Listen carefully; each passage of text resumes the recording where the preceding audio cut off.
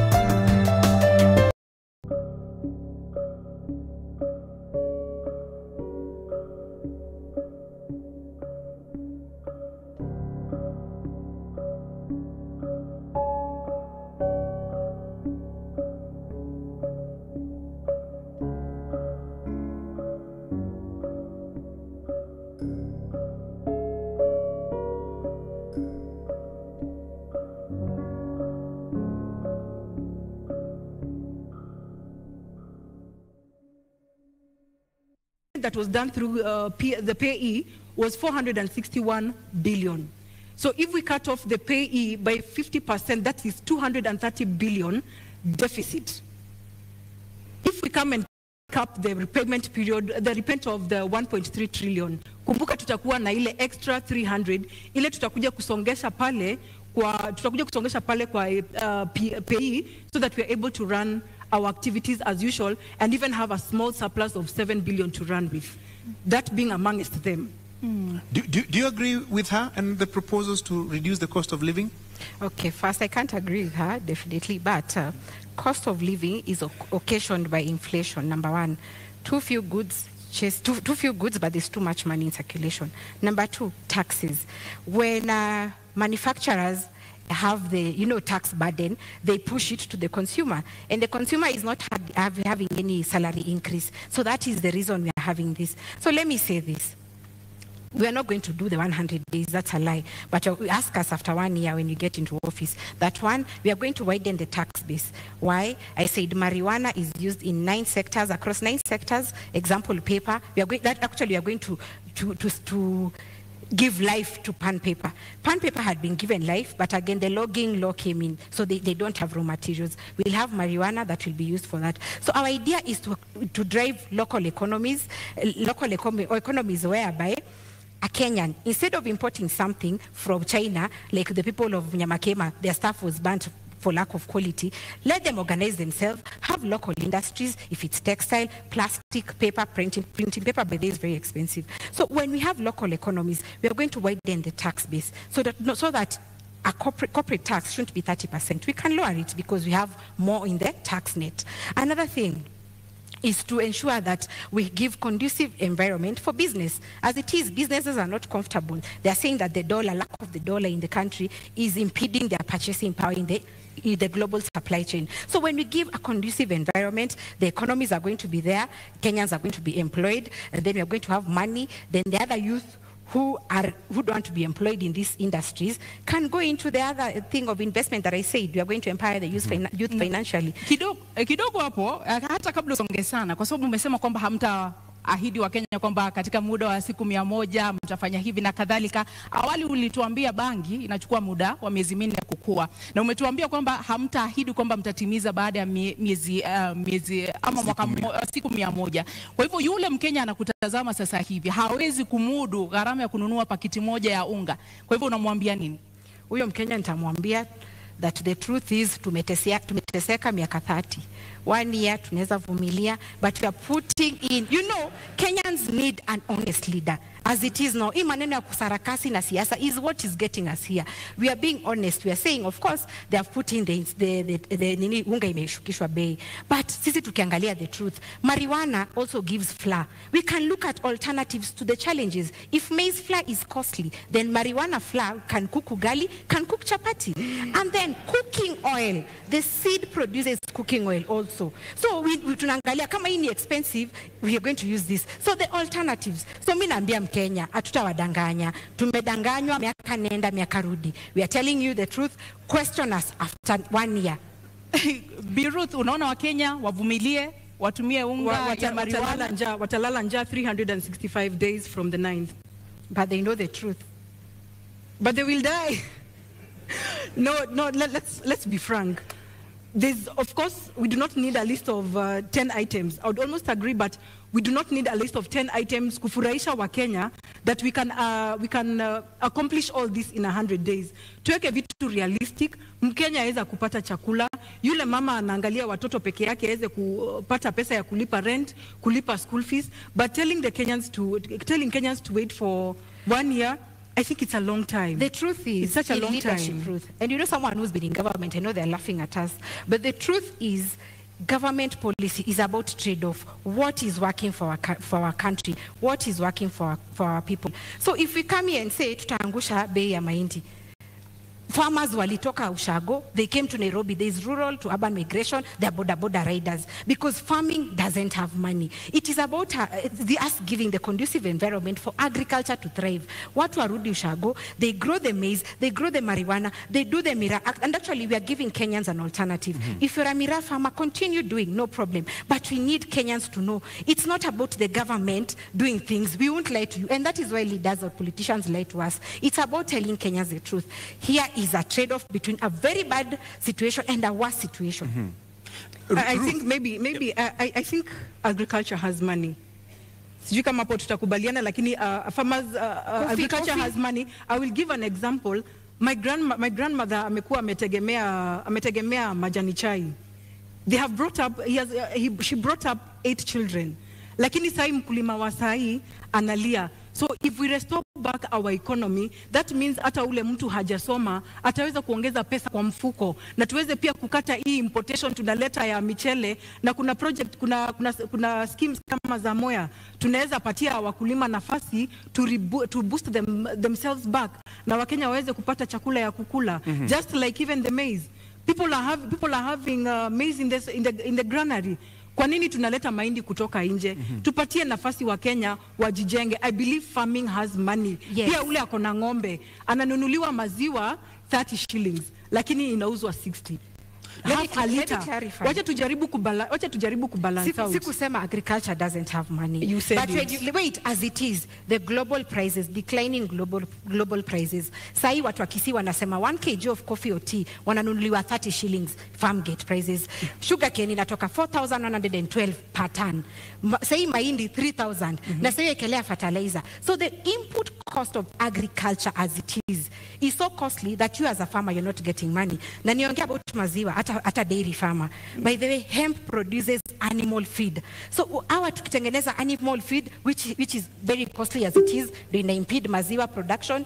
Kutakuwa na so much milk that Roots Party is telling Kenyans, and we are promising Kenyans, kutakuwa na maziwa ya Roots na mayai ya Roots, because animal feed will be affordable. Kenyans can take milk as they wish. So our purpose is to reduce import costs in agriculture, but agriculture has money. No, that's when I quoted you, Justina, and I think the pricing right now of the food products is because of a leadership issue. It's nothing that the Kenyans cannot produce. Tuko na mchanga, tuko na maadili. We only need to give Kenyans ile nafasi waweze kulisha Wakenya wenzao. Just that. Let's stop saying ati mahindi it's in toxins, whereas the strategy is kuleta mahindi binafsi, unaleta hapa kwa nchi, unajitengeneza wewe mwenyewe, lakini unafinya yule mkulima ako pale Murang'a, ako pale Kisumu, hawezi pata return on investment. Kwa hivyo let us try to promote what we have locally, because this is a blessed nation. Justina, in 60 seconds, listening to you, then it sounds like it begins and ends with marijuana farming. That is part of our manifesto, and agriculture is the core principle in our manifesto. Let me say this snake farming. As it is, 3 Kenyans die out of snake bites as it is. And we have a law called Wildlife Conservation Act 2013. And this gives us the option of having this snake farming as an income generating activity. So even if you go to KWS right now, the law is there.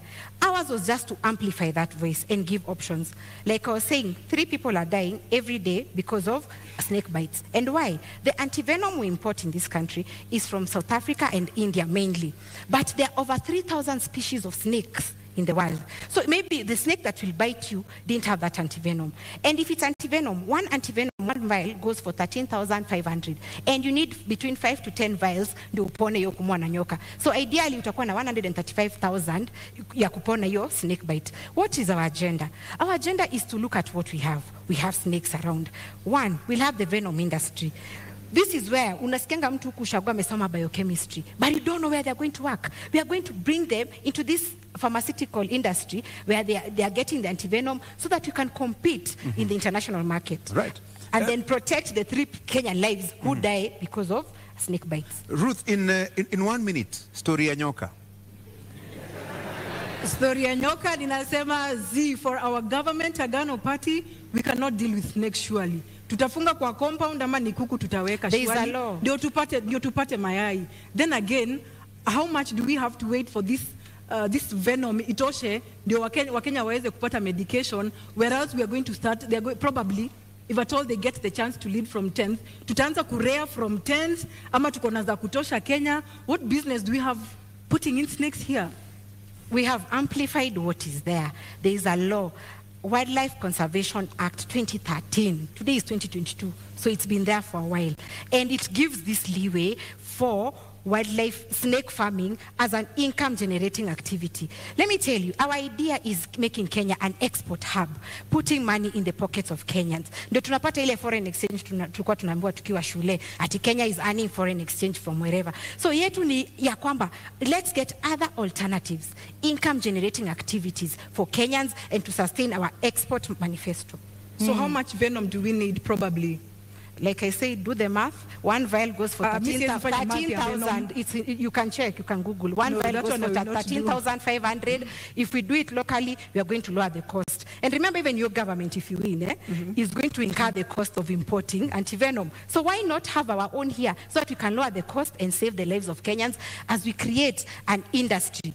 An industry for this venom thing. There's someone at home amesoma biochem. Me unaonanga ma pharmacists sijui nani. They only sell in chemists. There is no employment. Our target ni kuemploy everyone. Mwenye amesoma asiregret. Mwenye hajasoma kuko na hizi zingine economies anaweza invest in. So yetu ni kuweka pesa mkononi. Na Bi Justina, ni baki kwako kabla kurudi kwake, na una muda wa dakika 2 kuweza kujibu hili.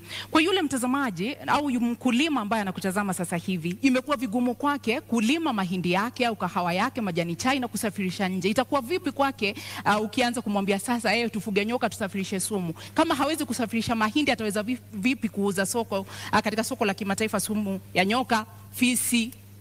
Haya, niseme hivi. Bangi, nyoka already kuna frameworks na ziliwekwa 2013, tutafuata hizo. But bangi, ile challenge mkulima sasa yako nayo, tukaangalia kama ni farmer, kuna watu wanaitwa KTDA au Coffee Board au wote. They come here, they take your produce, they go sell it and then come back to pay you. Many times wanakuja wanakuambia you owe us. Unaona? And that is why farmers wanakasirika, wanasema hii ni ya nini? Our idea of marijuana, because this is fresh, snakes is in the law. Idea of marijuana is we are going to cut down these brokers, these KTDAs atuataki. Hii tunasema buyer representative anakuja kwa gate yako. If you've sold 50 kgs, we are going to ensure ananunua according to the price, market price. You're given your money cash, as opposed to venye KTDA inapatianga farmers annually. This farmer needs to educate their children, anataka kusustain maisha yake. That is why farming is no longer lucrative. So we are going to cut off the brokers au watu wote wapo katikati, na buyer representative kama ananunua, anakuja kwa farm gate, anachukua produce, anapatia cash, unajipanga na pesa yako. Na hao nyoka wataiko wapi? Ni kwamba mtajenga vibanda? Unajua sasa hivi ukienda kule mashambani, kila mtu ana mahali ambapo anaweka kondoo, ng'ombe. Kwa hivyo sasa utajenga pia panyoka, fisi na vitu vingine. Na hii agenda yetu inaleta msisimuko. But I'm happy because Kenyans are opening up their mindset. Maneno ya nyoka. There's the Wildlife Conservation Act 2013 that stipulates the process and the procedures and the systems. KWS itakuja kwako. You show interest, yeah? Expression of interest. Before they give you a license, wanakuja kwako na wana inspect. So hiyo sitaongelea sana because already the law was passed by parliament. But this is the idea. Unaenda express interest, unaambiwa before upewe a license, they have to inspect your premises. Can you afford? So we are going to use KWS, and Kenya is not devoid of experts. Wako watatusaidia on how best we can cash in on this. Na nimesema it is being done because we import venom from South Africa and India. They are doing it. Why not us? Ruth, utafuga nyoka? I think for Agano Party, our governance, we leave the snakes to the zoo. Tunakuja kuziona, tunaziangalia, tunasoma. That's good for us. Pesa nayo. Justina, Yes. I'm looking at this from a practical point of view. Yes. If you want to introduce, let's say, tea farming or maize farming, you give farmers seeds, fertilizer, and everything else. So what will you give to somebody who wants to engage in snake rearing? What will we give? Yeah. Like I said, Gashori, the law was passed in 2013. KWS, we are not doing it at as Justina or Professor Wajakoya. No, there are regulations in place. Hao ndio wataenda na KWS will advise them as it is mali watatoa hiyo nyoka, because there's already a research process in place wako hapa Ngong Road na ni a government, it's government owned, nina support KWS in this process. So what we are saying, hatutapeana nyoka. Justina Wamae or Wajakoya won't go and give snakes. No, we will work with the experts, and Kenya haikosi our experts. We'll work with KWS, but the fact is we have amplified the voice that this is an alternative income generating activity. Una la kuongeza kabla tu? Naona KWS wako na kazi mingi ahead of their government. Ya fisi na ya nyoka. For us, we are safe again. We leave them in the zoo. They were expecting, the law is there, the Wildlife Conservation Act 2013. Those were just my remarks. Yeah. Naam, tuingie katika mada yetu ya mwisho katika mjadala huu wa leo, ambayo inahusu kinyang'anyiro hiki ambapo kipo, namna siasa zinavyoendeshwa. Kwa mtazamo wako Bi Ruth, katika muda wa dakika 2, unapoangalia jinsi kampeni zinavyoendeshwa, jinsi uongozi unavyoendeshwa humo nchini Kenya, kama mgeni katika ulingo wa siasa na katika masuala hayo yote, ni kipi ambacho unaona kinastahili kubadilishwa katika namna tunavyojiendesha? I would say that I have been a leader. One, I will not call myself a new politician in this field. I have been a leader from the time I was a young girl. And I almost actually got into the Nairobi gubernatorial in January 2021, a governor with David Mwaure. Lakini we Kenyans and Nairobians know what happened. Hiyo maneno ilisimamishwa. So what I would bring in different is to ensure that we get rid of this PR. tumedanganya wa Kenya for too long. People have been asking hauna experience, but if the cost of experience is what has happened over the years, I'd rather come in as the new option. Mtu le amebadilika, mtu ako trustworthy, mtu ako na nafasi ya kubadilisha maisha ya Wakenya, kushughulikia wanawake, kupa wanawake sauti, even the youth. Wanarika pale nje wametengeneza jobless corners, but tunasema tunahitaji experience. No, I refuse what those the stereotypes are talking about. Ninasema sisi tunakuja kuleta mabadiliko. Amkeni wa Kenya, tunakuja kuleta mabadiliko na uongozi mpya katika hii nchi. Ni baadhi ya mabadiliko kama yapi ambao unapendekeza, Ruth? Kwa sababu unasema kuleta mabadiliko yapi? What should change? Corruption, Francis, corruption is big on us. You know, we cannot be able to change agriculture without curbing corruption. We cannot deal with sports. Look at what happened to Ferdinand. Ni corruption imefanya hii maneno ifanyike. He's a champion. He's going to represent a country. Lakini kuna wale wanatangulia kabla yeye. The person who is supposed to be bringing glory back to us is the person who is last. Is given last priority. Kwa hivyo haya mabadiliko sisi ndiposa tunaegemea upande wa corruption, because it is a cancer in this country, and we need to get rid of it. Let me give you some 60 more seconds. Haya mabadiliko unayozungumza, how will it affect health? How will it affect the young people who have no jobs? How will it affect infrastructure development na mambo kama hayo? Tukipambana na corruption, tutakuwa na operational capital. Remember, we'll be able to create jobs for the youth. Kuna wale wamefanya degree, 2,000 of them probably after every year wana graduate. Hawana makazi. Wakienda kutafuta kazi, they're being asked for 3 years experience. It is not bought over a shelf. Tunataka kupatia the graduates nafasi waweze tunapatia graduates nafasi kuweza kuingia kwa makazi with a minimal experience with a minimal experience, which means tunaweka mikakati ya kuweza kuwapatia nafasi kuingia immediately after graduation. There's a graduation program. Na watu kama wa informal sector tunamsha the industries that have been dead. During COVID, we got to learn that we can make masks we can make locally masks. Kwa nini bado basi tunazileta? To employ wanarika walipo hapa ndani waweze kutengeneza mask. You can imagine we're even importing toothpicks. Situpatie wanarika in the informal sector nafasi waweze kujijenga pia. Justina, what should change about our way and mode of doing politics? Let me say this about health. Ukiangalia as it is, if you have for example, you're told to come for an MRI, to get an MRI scan or dialysis, ukiwa Turkana, you have to come to Nairobi for NHIF to give you authorization for that. Assuming you're very, very sick, so you have to come with someone. You travel from Turkana to Nairobi. Up until 2018, it was working. I don't know why it stopped. You come here to Nairobi, maybe upate watu ni wengi kwa NHIF office, so uende bado ulale, there's cost of even kuspend in Nairobi, and then you go back. What I'm thinking, the change we need in Roots Party, what we are pushing as Roots Party. Number one, NHIF zote in all localities and branches, can they authorize this thing? So that kama ni dialysis, kama ni MRI, we were told that machines were bought. Why should they come to Nairobi all the way from Turkana or Mandera for authorization in Nairobi? So that is the change we want. Number two, doctors are professionals. They should also have their own health service commission. They have been fighting for this. So as Roots Party, we are going to push for that. Wacha wajipange kama Judicial Service Commission, because health is very, very paramount in this country. Another thing which borders on devolution. Our idea as Roots Party is that we've seen that 15% is not possible because national government is not able to give county governments, and county governments are crying. When we say we are going to suspend the constitution, that comes into chapter 11 of devolution. What we want is for the counties, they are already organized in caucuses. Wajipange, they get their own revenue, wagawane according to their regions. They are only going to give national government ya Roots 10%. Iyo, a doctor wa county atalipwa, suppliers who've been auctioned because they have not been paid watalipwa. Unaona, and service delivery ya county will be manageable. So that is the change we are pushing as Roots Party. Na Bi Ruth, katika kauli yako ya kumaliza una muda wa dakika 2, ni kipi ambacho mtakifanya tofauti na utawala ambao upo sasa katika kauli yako ya kufunga? Wakenya tunaleta transparency, Wakenya tunaleta uongozi mpya. We are the new broom. We are the people who are coming to clean up the corruption.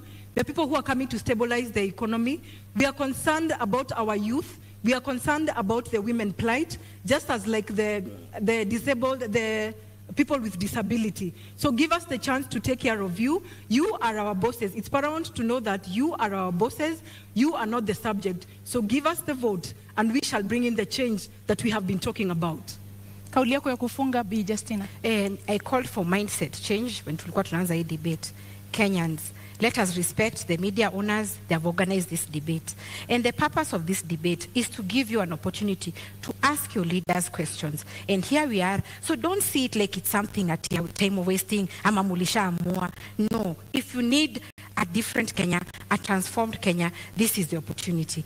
Let me say this as Roots Party. We might come off as jokers, as not serious people, but one thing we are doing is to push your mind and to ask yourself, by the way, my tribe doesn't help me, but the challenges I'm facing as an individual is what I want my government to help me with. So we are coming in with fresh ideas. We are coming in with the idea that Kenya can do better. Kenya is beautiful. We have athletes who we are always trending that they are doing well. We have musicians who are doing well. But when it comes to leadership, why do we have low self-esteem? Why do we choose people? Why are we scared to go a different direction? So my call to Kenyans is that Roots is different. We are giving you a solution. We are explaining to you where we are going to get the money to run government projects. And we are ready to serve you. So be different. Don't feel like anyone owns you. Don't feel like you're doing someone a favor. And for the 44 million undecided, I hope I've convinced you. And the ones who are decided, I hope I've converted you to vote for Roots Party, because this is the government and the party for the future. Thank you very much. Asanteni sana. Mnaweza kupokezana mkono. Thank you. Na wanaposema wahenga, kilicho na mwanzo lazima kiwe na mwisho. Hii sasa ndio tamati ya mjadala wetu kati ya wagombea wenza wa kiti cha urais. Indeed, our appreciation to candidates Justina Wamae and Ruth Musheru, and to you, the audience here and out there watching on television here in Kenya and around the world. Thank you all. I'm Francis Gashuri of Citizen TV and Inoro TV. Nami naitwa Zubeida Kananu Kome kutoka KTN News. Usiku mwema.